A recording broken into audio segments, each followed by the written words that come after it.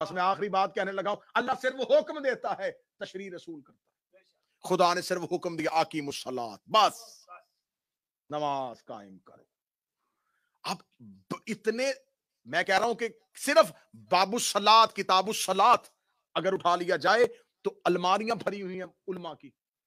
خدا نے صرف اتنا کہا ہے کہ نماز پڑھو، آگے مولویوں کی بحثیں کتنی پڑھنی ہے، نماز اجارہ کون سی ہے، نماز عہد کون سی ہے، نماز میت کون سی ہے، غصبی جگہ پہ کیسے ہوتی ہے، ڈوبتے ہوئے کیسے نماز ہوگی، اشارے سے نماز کیسے ہوتی ہے، اندھے کی کیسے ہوگی، گونگے کی کیسے ہوگی، مسافر کی کیسے ہوگی، قصر کون سی ہوتی ہے، قضا کون سی ہوتی ہے، یہ تو پورا کا پورا باب کھول دیا ہے۔ قرآن میں تو کہیں نہیں تھا، قرآن نے صرف حکم دیا تھا قائم کرو، اور آگے جتنی اتنی رکھتے ہیں، جمعہ میں یہ، فجر میں یہ، مغرب میں یہ، مسافر کی یہ، قصر یہ، قضا یہ۔ خدا نے کہا آتو زکات، زکات دو، پورا باب ہے، اتنی اتنی اتنی دینی۔ خدا نے کہا حج کرو، پورے کا پورا باب ہے۔ خدا نے کہا جہاد کرو، پورے کا پورا باب ہے۔ جب ہم نے علماء سے پوچھا، جب خدا نے اتنی تفصیل بتائی نہیں ہے تم کرتے کیوں ہو؟ کہتے ہیں خدا صرف حکم دیتا ہے، تشریع رسول کرتا ہے۔ خدا حکم دیتا ہے، تشریع رسول کرتا ہے۔ خدا حکم دیتا ہے، تشریع رسول کرتا ہے۔ خدا نے صرف حکم دیا تھا قربا سے مودت کرو، رسول نے حسین کو چوم کے تشریح کر دی تھی۔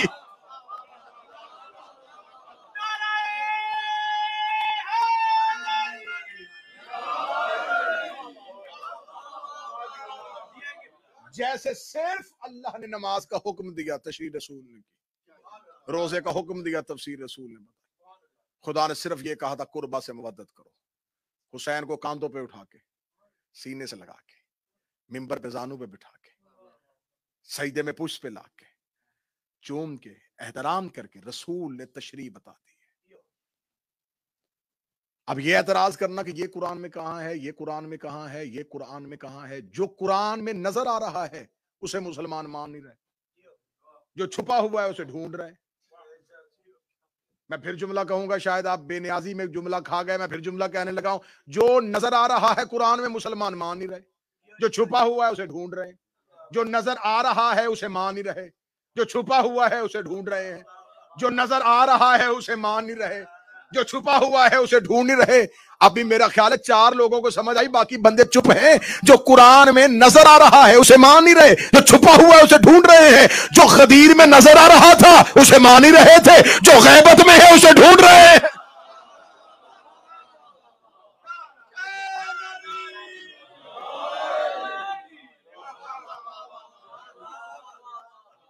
متوجہ ہے سب بات کی؟ غم حسین کا تعلق جو ہے وہ صرف حسین کے عزادار اور مومن کے ساتھ، قلوب میں حرارت پیدا کرنا، دلوں کو ولایت علی دینا، یہ ہے کرم مادر حسین کا۔ محرم اس کرم کا اظہار ہے۔ میں پھر جملہ اچھا کر کے کہنے لگا ہوں، اس سے بہتر جملہ میرے کوزہ معرفت نہیں ہے۔ محرم ہماری خلقت کے مقصد کا اظہار ہے۔ مولا حسین عزت عطا فرمائے۔ ہم محرم میں زمانے کو بتاتے ہیں کہ ہم کیوں ہیں۔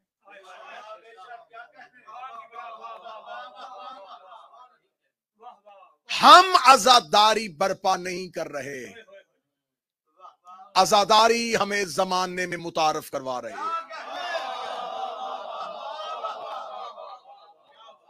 ہم مجلس شبیر نہیں کر رہے، مجلس شبیر ہماری پہچان بتا رہے ہیں۔ ہم حسینیت کو قائم نہیں کیے ہوئے، حسینیت ہمیں بچائے ہوئے۔ کل شیء یرجع الی الاصل، ہر چیز اپنے اصل کی طرف پلٹتی ہے۔ یہ قانون ہے، یہ لا ہے کہ ہر چیز اپنے اصل کی طرف پلٹے گی۔ آپ مٹی کا ڈھیلا اٹھائیں، ہوا میں اڑائیں، وہ نیچے آئے گا، کیونکہ اس کا مرکز نیچے ہے۔ آپ ماچس کی تیلی جلائیں، شعلہ اوپر جائے گا، کیونکہ قرہ نار اوپر ہے۔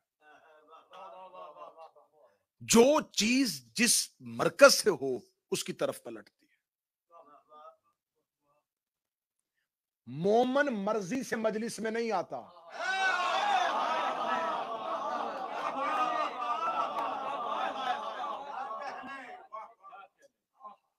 آپ ان 10 دنوں میں آزما کے دیکھ لیجیے گا, آزمائیے گا ان 10 دنوں میں اس چیز کو آزما کے دیکھ لیجیے گا. مجلس کا وقت ہوگا, آپ کے اس سے پہلے ایک بے چینی, ضروری امور جلدی جلدی نپٹا رہے ہو. میں ممبر کے تقدس اور مولا عباس کا علم ضامن ہے, میں گواہی بنا کے کہہ رہا ہوں, اتنا لوگ خوشیوں کا انتظار نہیں کرتے جتنا حسین کے عزادار رونے کا انتظار. انسانی فطرت ہے, انسان غم سے گھبراتا ہے. اسے پتا چل جائے فلان جگہ پہ غم کی محفل ہے, وہ کبھی نہیں جائے گا, نہیں دل پریشان ہو جائے گا. آپ آزمائیے گا, ان 10 دنوں میں آپ مجلس کے بغیر رہ ہی نہیں سکتے. جتنے بھی ضروری کام ہو, بندہ کہتا ہے یار جلدی جلدی ختم کرو, جلدی جلدی ختم کرو. چھوٹے چھوٹے بچے لے کے مائیں سخت موسم میں گھروں سے نکلتی ہے. مجھے حسین کی قسم, لوگ یہ سمجھتے ہیں شاید ہم مجلس میں جا رہے ہیں. حسین کی ماں دروازے پہ کھڑی ہو کے تمہیں آواز دے رہی, تمہیں بلایا جاتا ہے. حسین کی ماں نام لے لے کے بلاتی ہے. مجلس سے ایک رات پہلے فرشت بنتی ہے, حسین کا بیٹا اور حسین کی بہن فرشت بناتی ہے. جب مومنین مجلس میں آتے ہیں دروازے پہ سجاد استقبال کرتے ہیں. پلٹ کے آ گئے تھے مدینے واپس, آباد ہو گیا تھا مدینہ. منہال کوفی آیا مولا سجاد کے پاس, اس نے کہا مولا مجھے خبر ہوئی آپ بہت روتے, مولا کربلا نے آپ کو ضعیف کر دیا, لیکن مولا ہم کیا کریں, میں اجازت لینے کے لیے آیا ہوں, میرا بیٹا جوان ہے, کربلا کے بعد میرا جی نہیں کرتا کہ ہم کوئی خوشی کریں. میں نے جملہ چھپایا تھا, اب اگر تم ہائے کہہ سکو تو میں جملہ بدلتا ہوں. منہال کہتا اکبر کے بعد جی نہیں کرتا کہ بیٹے کی شادی. مولا اکبر و قاسم کے بعد جی نہیں کرتا بیٹوں کی شادیاں کریں. اے میرا مولا پوچھنے آیا ہوں, اجازت ہے میں بیٹے کی شادی کروں؟ ہاں ہاں منہال یہ واجبات میں سے ہے, منہال جلدی کرو. میرے مولا پھر ایک حسرت ہے, آپ آئیں گے. جو ہی منہال نے مولا سجاد سے کہا نا آپ آئیں گے, سجاد رو کے کہتے ہیں کربلا کے بعد خوشیاں, جب سے میرا اکبر گھوڑے کی زین سے گرا مجھے خوشیاں اچھی نہیں لگتی. منہال کہتا مولا پھر ٹھیک ہے میں بیٹے کی شادی نہیں کروں. مولا جب تک آپ نہیں آئیں گے. مولا سجاد رو کہتے اچھا اگر تیری ضد ہے, تو نے اتنی محبت سے کہا ہے, پھر ایک میری بھی بات مان. مولا حکم. فرمایا اپنے بیٹے کی شادی پہ غریب کی مجلس کہتا ہوں, میں گھر سے مجلس کے لیے آؤں گا. منہال ہمیں اچھا نہیں لگتا تیرے گھر میں خوشی ہوگی اور وہاں رونا ہو. کیا منہال تیرے گھر کے لوگ مجلس حسین میں رو لیں گے؟ منہال کہتا نسلیں قربان کروں, مولا تیرے غم سے زیادہ اچھا کون سا غم ہے. مولا میرے گھر میں مجلس ہوگی مولا حسین کی, ہم روئیں گے حسین کو. یہ کہنا تھا مولا سجاد اپنی جگہ سے اٹھ کے کھڑے ہوئے, دونوں ہاتھ ماتھے پہ رکھ کہتے تیرا بڑا شکریہ, تو میرے بابے کی مجلس کا اہتمام کر رہا ہے. یہ جملہ کہنا تھا منہال ہاتھ باندھ کے کہتا فرزند زہرا میرا شکریہ کیوں ادا کر رہا ہے مولا, یہ احسان نہیں ہے, یہ ہمارا حق بنتا ہے کہ ہم حسین کو روئے. منہال باہر والے دروازے پہ گیا تھا, یہ پردے سے کنیز آئی, آگے مولا سجاد سے کہتی عالیہ کہہ رہی منہال سے کہے ایک کنات لگوانا زینب ساتھ آئے. منہال سے کہہ پردے کا اہتمام کرنا, میں زینب بھی ساتھ آؤں گی. جب کہا نا میں زینب ساتھ آؤں گی, تڑپ گیا منہال, رو کہتا مولا علی کی بیٹی میرے گھر, علی کی بیٹی میرے گھر. منہال جہاں مجلس ہوگی وہاں ہم جائیں گے. بس عزادار و منہال نے مجلس حسین کا انتظام کیا, لوگ مجلس میں آ کے بیٹھ گئے. منہال باہر والے دروازے کو دیکھ, مجلس کے آغاز میں تکیے لگا کے بیٹھا.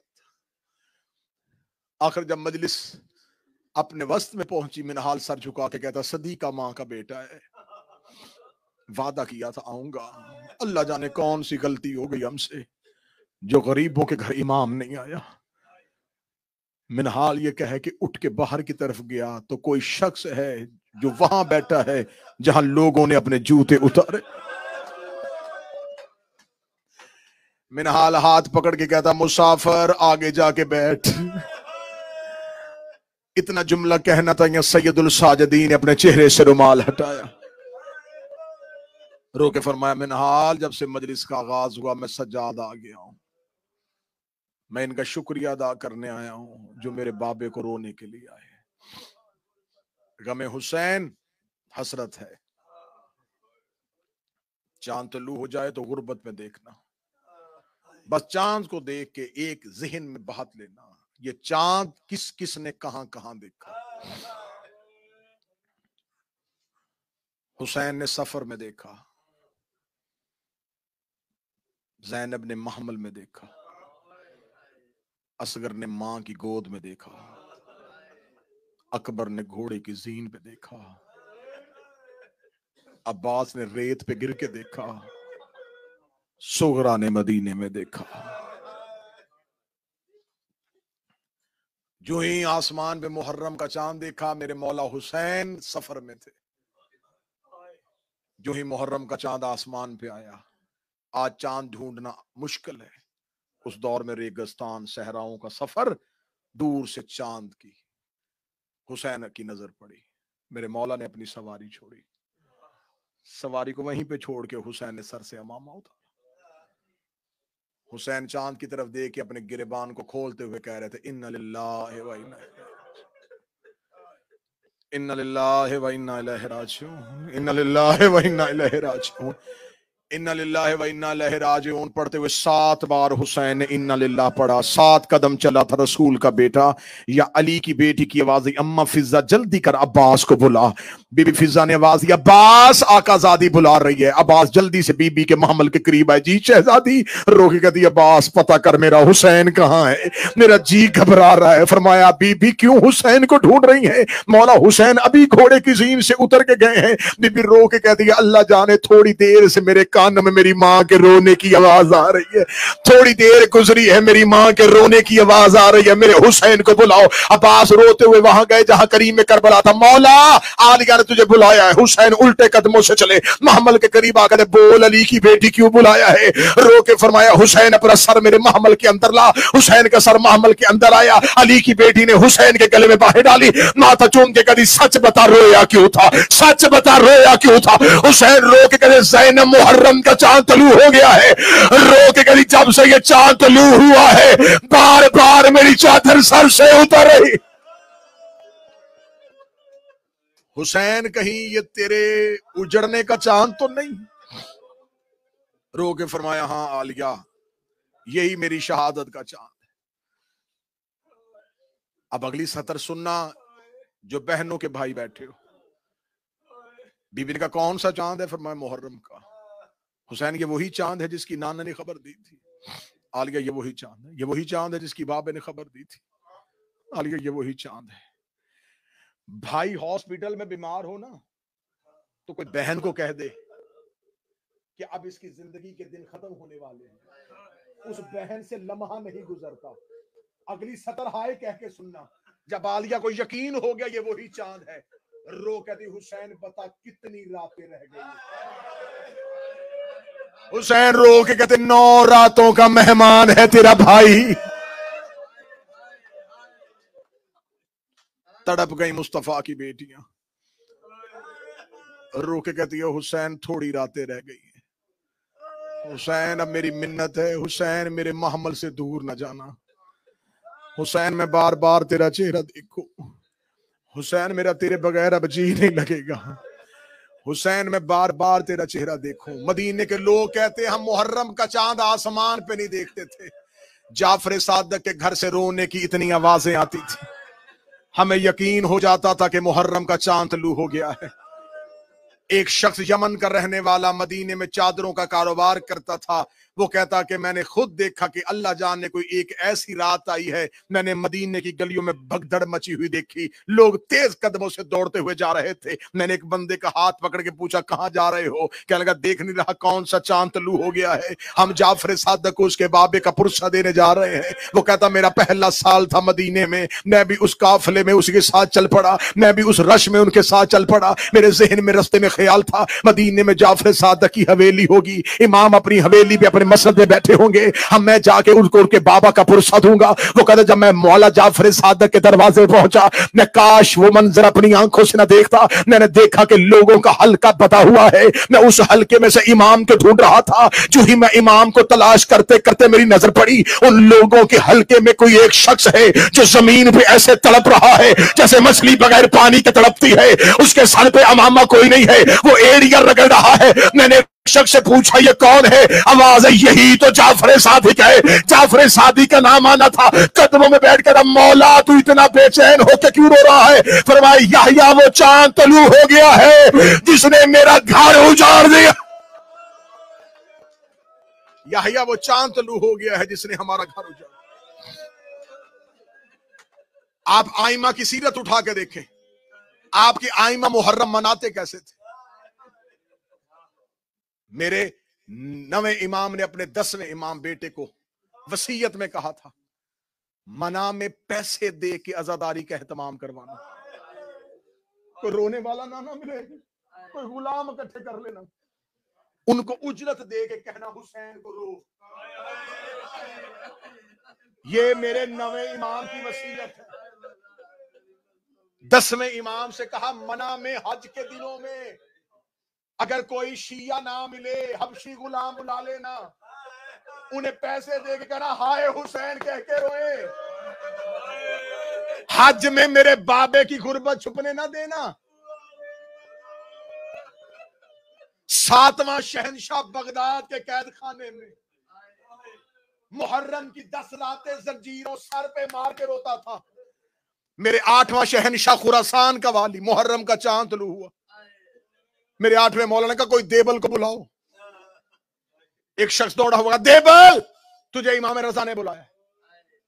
دیبل تیز قدموں سے چلا، جو ہی امام کے دروازے پہنچا، کتاب میں نہ ہو میں زہرا کا مجرم، جو ہی دیبل دروازے پہ امام رضا اپنی جگہ سے اٹھے، دروازے کی طرف تیز قدموں سے دوڑے، دیبل کے گلے میں باہیں ڈال کے کہتے میری دادی زہرا کے مددگار،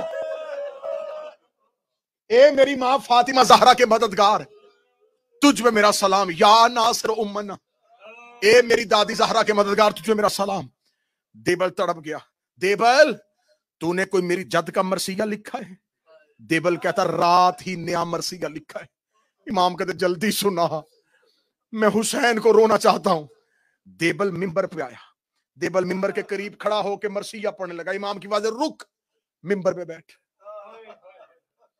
دیبل تڑپ کے کہتا آپ کہاں بیٹھے؟ پہلی رات ہے، ہائے حسین کہہ کے رو لینا۔ مولا آپ کہاں بیٹھیں گے؟ فرمایا میں تیرے سامنے زمین پہ بیٹھتا ہوں۔ دیبل کہتا میری جرت ہے زہرا کا بیٹا زمین پہ بیٹھے، میں ممبر پہ بیٹھ جاؤں؟ امام نے فرمایا میں حکم دیتا ہوں تو ذاکر حسین بن، میں عزادار حسین بنتا ہوں، تو تھوڑی دیر ذاکر شبیر بن، مجھے حسین کا عزادار بننے دے۔ دیبل کہتا حکم امام تھا مجھ پہ واجب ہو گیا، میں ممبر پہ آیا۔ دیبل نے وہ مرثیہ پڑھا جو آج بھی عربوں میں مشہور ہے، مشہور ترین دیبل کا مرثیہ، مشہور ترین مرثیہ، اے زہرا تیرا چمن اجڑ گیا۔ اسی مرثیے کو حماد اہل بیت شہید محسن نقوی نے اپنے منظوم کلام میں لکھا تھا، زہرا تیری کلیوں کا صحرا میں بکھر جانا۔ دیبل نے ممبر پہ آ کے کہا اے فاطمہ زہرا تیرا بھرا چمن اجڑ گیا، اے سیدہ تیرے گلستان کو نظر لگ گئی، اے بی بی تیرے پھول اور تیری کلیاں بکھر گئیں۔ یہ کہہ کے دیبل نے اگلا شعر پڑھا، بی بی میرا سلام تیرے بیٹے حسن کو جسے تیروں کا کفن پہنایا گیا، بی بی میرا سلام تیرے بیٹے حسین پہ جس کی لاش کو گھوڑوں کے سموں سے پامال کیا گیا، بی بی میرا سلام تیرے بیٹے سجاد پہ جسے ماں کے ساتھ قید کر کے بازاروں میں پھرایا گیا، بی بی میرا سلام تیرے بیٹے باقر پہ جسے کم سنی میں قید کیا گیا، بی بی میرا سلام تیرے بیٹے جعفر صادق پہ جس مدینے میں غربت کی زہر دے کے مارا گیا. بی میرا سلام تیرے بیٹے موسی کاظم پہ جسے بغداد کے قید خانے میں قیدی کیا گیا. یہ مرثیہ ختم کر کے دیبل روتا ہوا ممبر سے نیچے اترا. امام رضا نے اپنی ہاتھ سے ایک شعر لکھا. شعر لکھے گا دیبل اپنے مرثیے میں آج سے شعر کا اضافہ کر دے. دیبل ممبر پہ آیا, دیبل نے شعر پڑھا. بی میرا سلام تیرے اس بیٹے پہ جو توس میں غربت کی حالت میں دفن ہو جائے گا. یہ جملہ پڑھنے کے بعد دیبل رو کہتا مولا مجھے تو نہیں پتا فاطمہ کا کوئی بیٹا توس میں بھی دفن ہے.